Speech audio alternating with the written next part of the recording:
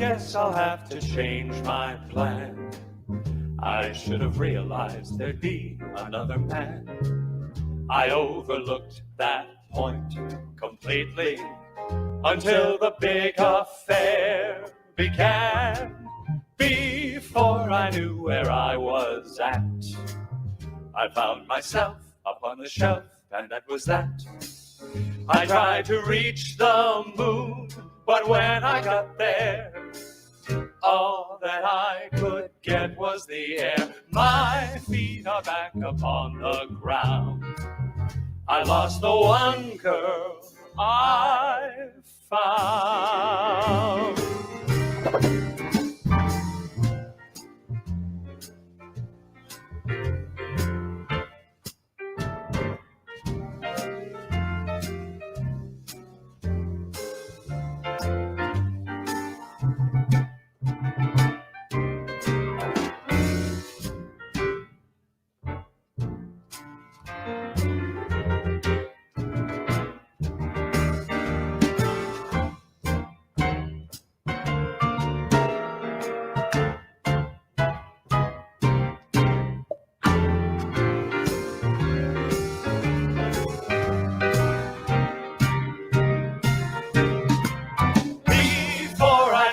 I was at, I found myself up on the shelf, and that was that. I tried to reach the moon, but when I got there, all that I could get was the air. My feet are back upon the ground. I lost the one girl. I lost the one girl. I lost the one girl I found. I guess I'll have to change my plan. Good afternoon, ladies and gentlemen, and what a great way to start MTC Live today. Pure class. That was a beautiful performance from Jazz at Lincoln Center, starring today's guest, Jim Caruso, who is an old friend of mine. I can't tell you how pleased I am to have him here. He has become the king of the New York cabaret crowd, and he is pure class and hilarious from top to bottom. So without any further ado, this is going to be a hard interview for me because it's going to be hard for me not to talk to him for about 2 hours. So anyway, let me please bring on Jim Caruso. Come on in, Jim. You are killing me already. I know, right? I'm class from top to bottom. That is horrifying. Let's see the bottom part. It's not good. I'm sure I know what you mean. I'm 100. Oh, my goodness. Yeah, things change. Yeah, they do. They do. I have to say that was Jeffrey Denman that I was singing and dancing with. We did Cast Party at Lincoln Center, and that was Cast Party Goes to the Movies. And it was a great night. Billy Stritch at the piano behind us. Oh, yeah. It was such fun. Yeah. And the combo. Jeffrey Denman, he's class from top to bottom. That dude. Yeah, it's really so great, and I think exactly what we need right now, needless to say. Oh, So you and I go back a few years. It's almost a year. It's almost a year. Yeah. We'll have to have dinner sometime about that. And when did we meet? What year was it? Oh my goodness. Well, I'm gonna remind you right now. Oh God. We met. Do I need my glasses? Okay. Exactly. You probably do. So it's the year was 1980, and we were both in the club show, and there we are. I mean, looking really shiny. We are very shiny and fresh. We are very shiny and fresh, and yeah. Anyway, that was Kevin fun. and I are the ones on the left. On the left. You're wondering, yeah, who of that could have been us? Yeah, exactly. Well, I would never have worn that plunging neckline in the bottom anyway. So, you made that plunging neckline. I probably did. So anyway, we spent some time there during that, and then we didn't see each other for a really, really long time. But we've always stayed in touch, and Our friendship is one of those kind of friendships where you just kind of pick up where you left off. It doesn't matter how long it's been. Of course. So, which is awesome. Absolutely. Well, it's the only way to be. It is. It is. And we start laughing the second we see each other. Exactly. It never changes, which is awesome. Well, that picture was such a great time of my life. I had been doing a lot of theater in Dallas, Texas, and a mutual friend of ours was cast in a show, a tour, and she brought Kevin onto the scene. And I'm talking to you like you're not here. And we became like BFFs. We did. BFFs. And then you had that show called Jubilation. How 1980 of us. Yes. Huh? Yes. 1980 of us. Yeah, totally. The title alone. I know. And, you said you invited me to come to Columbus, Ohio to be in this kind of Vegas style show. Yeah. I never did a lot of like summer stock. Right. So this was as close as I got to doing summer stuff, where we were literally sewing costumes and up all night, creating shows and learning choreography and stuff. The most fun. Yeah, it really was fun. Everything was a lot simpler then, needless to say. Didn't feel like it though. I feel like we were just as harried. Yeah. Well, we were, but it was, we were young and it was fun, and It sure was. And 5 minutes later, we're like opening for Bob Hope. So it's right. I know. Right. Yeah, it was great. So from there, let's move on. I mean, you've done so much. So much. Oh my gosh. So let's talk about the Broadway thing. Let's talk about the Liza thing just a little bit. Oh. I know that, she is a dear friend of yours, and that you have been not only her dear friend, but in her show for really a long time now, which ended up coming and playing the Palace in the City, which we saw, of course, on Broadway, which was fantastic. It was such a great show. So did that show kind of evolve out of the act that you had already been a part of, or was it kind of all new, or... I'd worked with Liza and for Liza in many different ways. I had, as you know, I had a vocal trio called Wise Guys. Right. We opened for Liza in Vegas and Atlantic City. And then when that group broke up, she said, well, you're coming to work for me, because we really became close friends. So I ended up working for her as an assistant, which was it's like a sitcom. It was a sitcom. And I moved in with her in Los Angeles. And that was, it's a book. I would never write the book, but it was unbelievable. It was so much fun. And talk about laughing 24 hours a day. Yeah. And she would throw a party every Saturday, and it would be Ann Miller and Madonna and Janet Jackson and Barbra Streisand. And it was like, is this really happening to me? So then she decided she wanted to celebrate her godmother, Kay Thompson, who was the vocal arranger at MGM in the 40s and was in a movie called Funny Face and wrote the book Eloise. She also happened to be Liza's godmother. She had an act in the 40s called Kay Thompson and the Williams Brothers with Andy Williams and his 3 other brothers. Liza decided that we should celebrate Kay. Kay also became a great friend of mine toward the end of her life. So we started learning these arrangements of Kay Thompson and the Williams Brothers just for fun, really, sitting around the piano, learning this stuff with Billy at the piano and Billy Stritch. And it started to sound really good. And she thought that there was a record in there. So we brought Phil Ramone in, the iconic record producer. And he said, this is more than a record. This is a show, Liza. And everybody else on the planet told her it was not a good idea. It was too weird and sophisticated and personal. And her godmother, sorry, my screen keeps shutting off. Everybody thought it was a terrible idea except Liza. and us, of course. So we started to put this show together.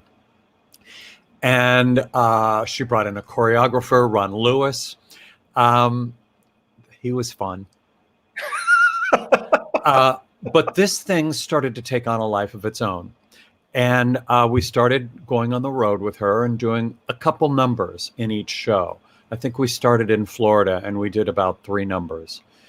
And there were no costumes. We were just in, it was very haphazardy on purpose, but it was a blast. Well, it got better and better. And the segment got longer and longer. And all of a sudden it was her act 2. She would come out in act 1 and do all of her Liza hits. Then act 2 would be Kay Thompson and the Williams Brothers. Well, at some point she started talking about Broadway. And we were like, right. None of us thought it would ever happen until one day the phone rang. I went into that room and she said, baby. I said, yeah. She said, we're going to Broadway. It was like out of a movie. And I fainted, of course, because I'd not been on Broadway. And for heaven's sake, it really happened. And we toured for 3 years. So we were ready. By the time we opened at the Palace Theater, we had it down. Sets were built, costumes were built, choreography was made precise and everything that it needed to be. And we opened at the Palace Theater, where she made many, many appearances. And of course, her mother, Judy Garland, had her some of her biggest successes. So it was one of the greatest times of my life. Cut to it won a Tony. Yeah, that's crazy. It's crazy. It was great. And it's also such a great story because, people think Broadway shows try out for a long time and it's very sort of almost corporate and sort of really structured. And to have something be sort of like the loving hands at home kind of approach to it, and then you get a phone call like, we're going to Broadway. It was really like out of a movie. And, Liza doesn't go for the corporate. She never has. She could have sold out so many times in Las Vegas they threw money at her in Las Vegas to do a sit down like Celine has done, like Barry has done. Right. But she always said no because she just wanted to stand on stage with a band and maybe a couple singers or a couple dancers or whatever and be Liza. She didn't want all of the hubbub that so many other performers have because she's such a workhorse. She wanted to be on stage the entire 2 hours. And, right or wrong, she could have made a lot of money for all of us. Yeah. But it wasn't her taste. Yeah. And it wasn't Fred Ebb's taste. Yeah. So I remember I said to him after we watched a Britney Spears concert on TV from Las Vegas, and Britney was on singing under a waterfall. I don't know. And we watched the whole thing, and I said to Fred Ebb, what did you think? He said, well, she's got a nifty little body, and she can sing, but who needs all that? When he was putting Liza's first show together, they had a band and Liza. Yeah. When you have talent like that, you don't need a waterfall. Exactly. So she's continued with that that level of taste, and right or wrong, it's how she's kind of concocted her whole career. Yeah. Yeah. Well, you have taken that, and I really don't know the timeline of this, kind of which came first, but at some point then you got this great idea to do Cast Party at Birdland in off Broadway, the best jazz club in town. How did that happen?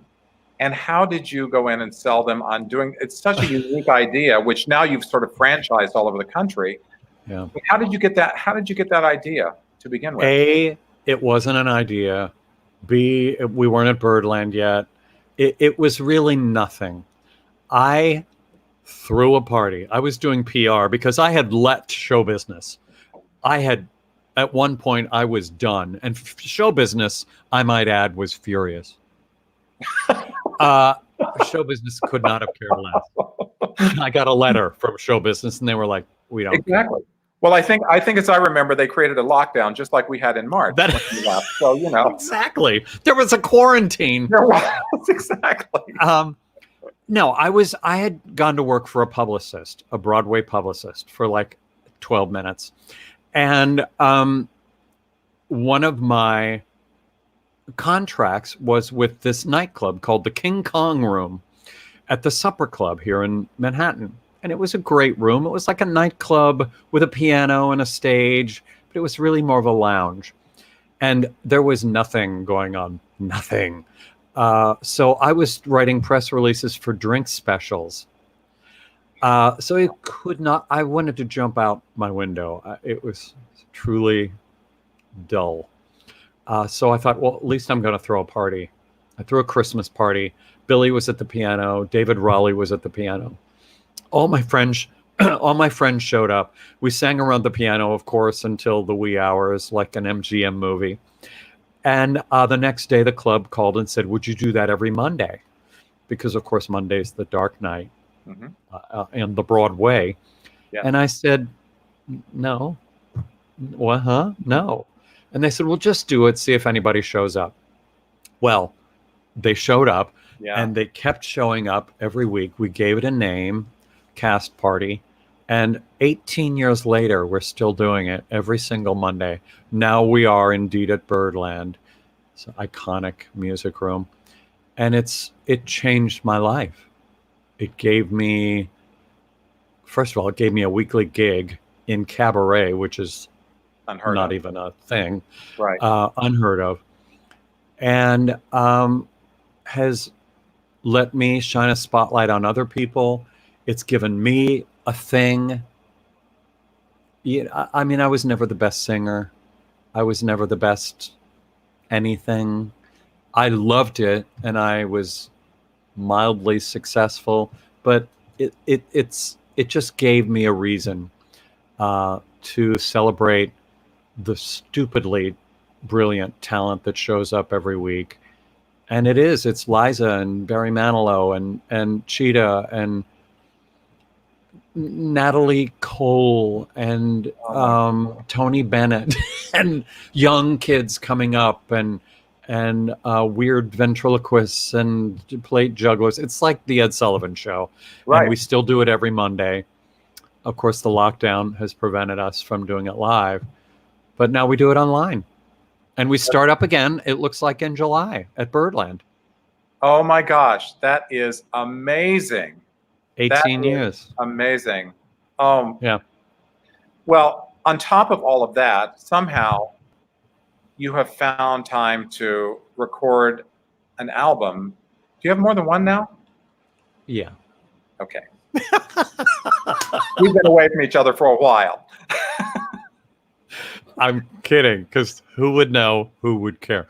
No, I have the first one that's called Live and In Person, that I did live with Billy Stritch. Yeah. The second album I did like 400 years later, because the people were clamoring. They were.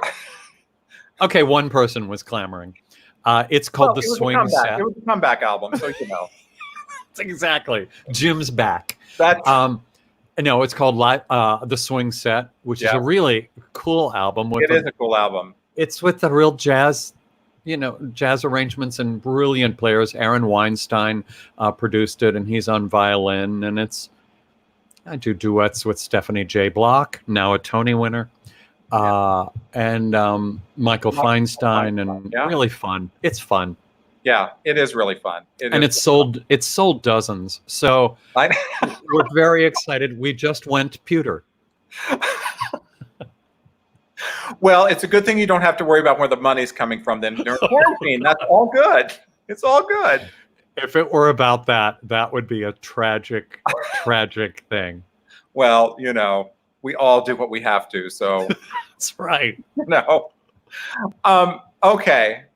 Last question, which I ask a lot of people. what is the one thing that's at the top of your bucket list that you haven't done yet that you really want to do?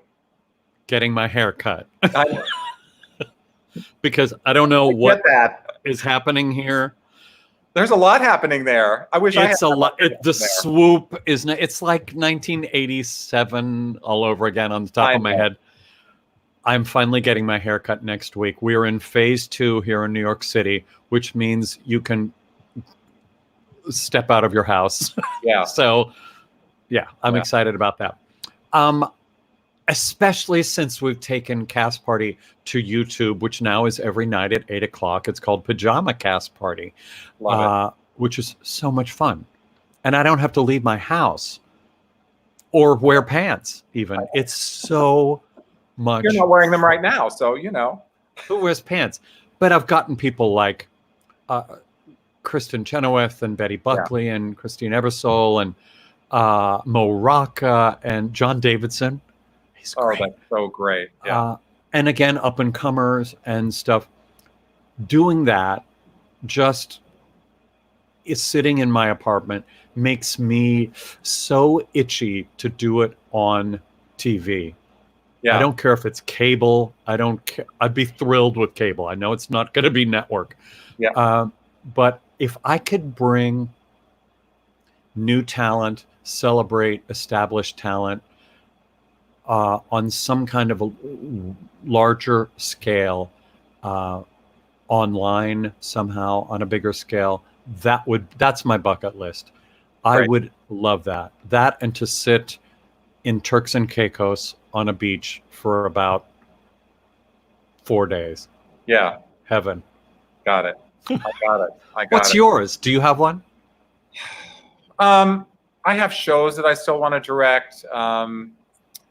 I think, I don't know if I have, especially like right now. I mean, it's like, what's for lunch? You know, I mean, everything is so, it's, I know. you know, running a regional theater right now in a live venue, which can't be live, is a challenge. I mean, we've converted, you know, everything to virtual, but we're all looking forward to the time when we can actually have people in this place again. And Yeah. you know, we just won a bunch of awards for our production of Ragtime last year, which kind of Amazing. made me miss all of that so much, even more, you know, again. So I think the top of my bucket list right now is just being able to do, you know, live theater again. Yeah. You know, but aren't you proud that you figured out a way to do this stuff online? Even this very platform that you're doing right now. Yeah. I feel so good that I've figured out how to kind of keep it going. I know. And Well, we accept tips, because these platforms, a lot of people don't know, cost money. yeah. So you can't just do these for free. Right. So to be able to eke out a living, Yeah. doing what you do, presenting talent. You and I are similar that way. We love to present talent. Totally. I think everybody that does it, and so many people, Billy Stritch has a weekly show. Yeah. Linda Lavin has a weekly show. I think we're allowed to be proud of ourselves that we've figured out a way in this stupid, horrible time to I know. to survive. Well, you know me, I've always, in addition to always wanting to work with the best people, I've always wanted to surround myself with the best people too. And we have a technical team here who is unbelievable. I always tell them all the time, I just show up and talk. That's all I do. You guys make all the rest of the magic happen. Oh, completely. So, I have a producer named Ruby Lochner who turned 21 yesterday. Yeah, of course. Who is a genius. She's also a fabulous singer, but she's 21, so of course she knows how to do everything. Yeah. I know I need to do it, but I don't know how physically to do it. Yeah. She does. Yeah, exactly. Well, that makes all the difference in the world. Listen, I can't thank you enough for coming in. We have we're going to close today's broadcast with the amazing sizzle reel that you have for Pajama Cast Party. Oh God, how fun! Fun. That's new, isn't it? Sort of. The whole thing's new. We've only been doing it 11 weeks. Wow, good for you. Good for you. Well, I miss you terribly, and it's so great to even catch up on air like this. And when all this crap is over, then we really need to get together and just sort of like we will. The last 40 years.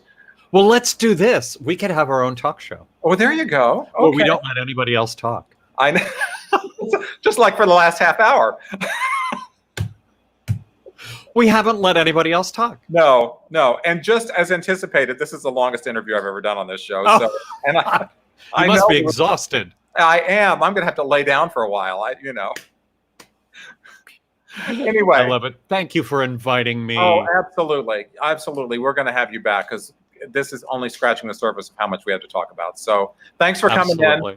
Good luck with everything, with Cast Party, with everything. And thank you, my friend. The sizzle reel. Thanks again. Thanks for you, as always, for tuning in.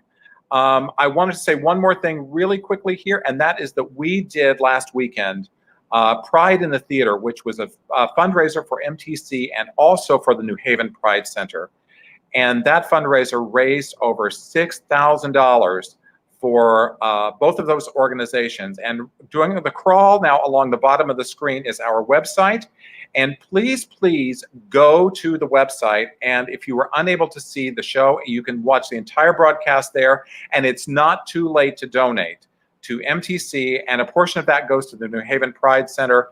It was an amazing event. There's some great, great Broadway performances in that event. So please go there and watch it and donate and support both the LGBT community and MTC. So without any further ado, thanks for coming in. We'll see you right back here next week at noon on Wednesday. And we are going to send you out with a great promotion for Jim Caruso's Pajama Cast Party. You need to be watching that. So thanks so much, everybody. Have a good week.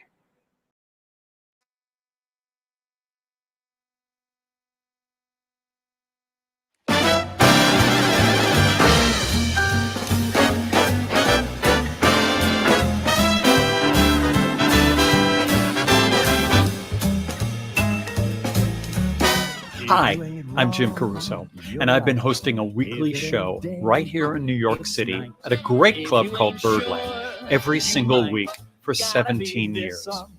We've recently taken the fun to YouTube, where we get to celebrate the unbelievable talent on the Broadway, jazz, cabaret, and country music scenes. Gotta be this or that. Who can it be if it ain't me? I know it's not your mother. Can't you see it's gotta be one way or the other? Tell me what I must know. If you don't like, I'll go. If it ain't yes, it's no. It's gotta be this or that. Either you're cool or square. If you're not here, you're there. You just can't be nowhere. It's gotta be this or that. If it ain't twist, it's hop. If it ain't go, it's stop. Either you flip or you flop. So it's gotta be this or that. We know your talent's known throughout the land. Well, at Birdland, they all hover. Oh. My friend, that's sweet. Save me a seat. Well, I'll even spot you the cover. Thank you. If you ain't thin, you're fat. Either you sing or scat. If it ain't pits, it's gonna be Nat. Gotta be this or that. Take it.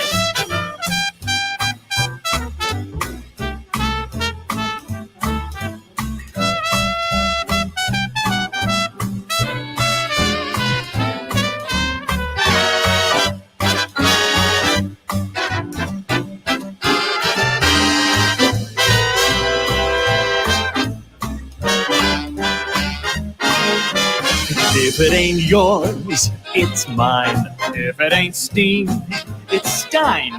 No matter what, it's fine. It's gotta be this or that. You are the king of schmooze. Michael, you're Ira Gershwin's muse. Wish I was in your shoes. Gotta be this or that. The show is called Pajama Cast Party, mostly because the performers are safely ensconced in the comfort of their homes. It's an hour of songs and conversation you do not want to miss. You just gotta join us. Gotta be this or that.